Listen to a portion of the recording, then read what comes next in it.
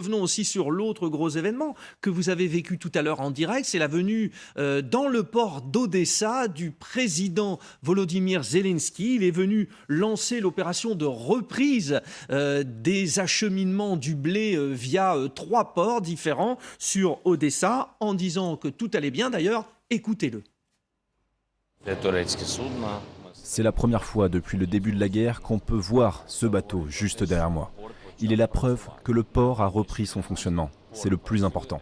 Le personnel a pu reprendre le travail, tout le monde est à l'œuvre et a pu retrouver son poste. Nos militaires garantissent la sécurité des infrastructures. Vous l'avez suivi, donc une intervention millimétrée, bien calibrée, avec une opération de communication bien expertisée tout à l'heure par nos intervenants qui sont toujours en plateau. Écoutons aussi l'intervention de notre envoyé spécial depuis Odessa, Charline Hurel.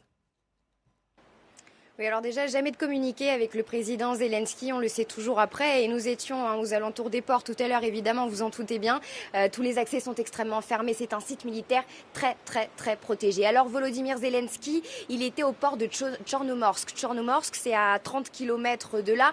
Et donc, c'est bien dans ce port-là que pourraient partir les premiers navires. Volodymyr Zelensky l'indique. Les chargements des navires sont prêts. Les navires sont prêts à partir. Nous attendons le signal de nos partenaires. Donc vous comprenez que l'opération pourrait aller extrêmement vite à partir de maintenant. Alors aussi, eh bien, le président ukrainien qui a glissé un mot à l'armée russe, aux forces russes, en disant eh bien, il y a un pays qui bloque la mer Noire, qui enlève des vies à d'autres pays. Vous comprenez, avec cette famine mondiale qui pourrait être créée, eh bien, nous sommes là pour leur sauver la vie. Là, vous le voyez, toujours un petit mot, une guerre de communication, hein, vous le disiez, c'est très important qui se déroule ici. Alors évidemment, désormais assez peu d'informations sur comment tout cela va se passer. On sait qu'il y avait des experts qui travaillaient d'arrache-pied pour tenter de déterminer un couloir maritime, car il y a beaucoup de mines dans la mer, donc pour tenter de désamorcer ces mines, que ces navires puissent passer. Et alors concernant ces navires, on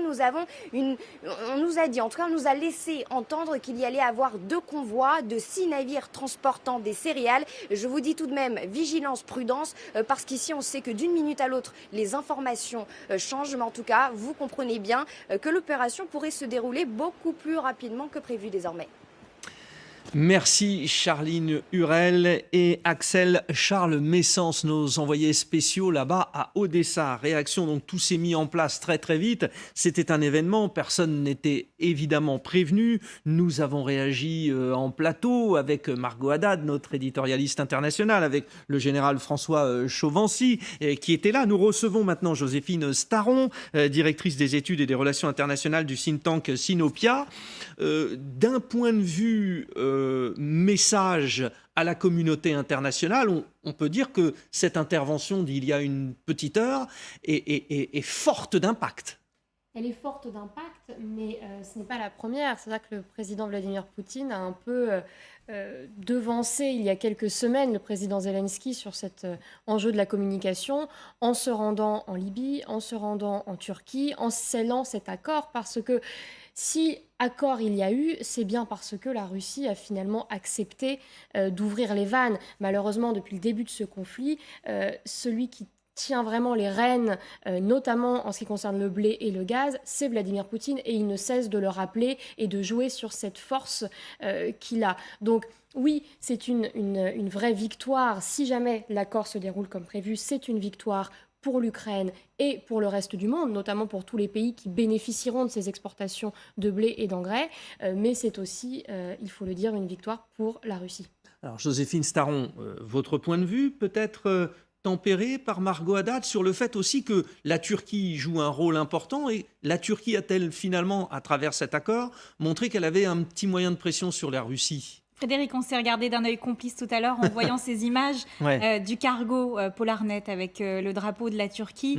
Volodymyr Zelensky fait son interview devant les médias qui sont présents sur le port d'Odessa avec, dans le fond, ce drapeau turc. Rappelez-vous que la Turquie, principal médiateur de cet accord sur le blé, médiateur acceptable de la part de la Russie dans cet accord, mais aussi dans les négociations potentielles de paix point d'interrogation, je dirais. La Turquie qui avait dit toutes les parties doivent respecter cet accord. Et donc ce message de Volodymyr Zelensky, il est directement adressé à ses partenaires internationaux, mais surtout à la Turquie, en se montrant bon élève.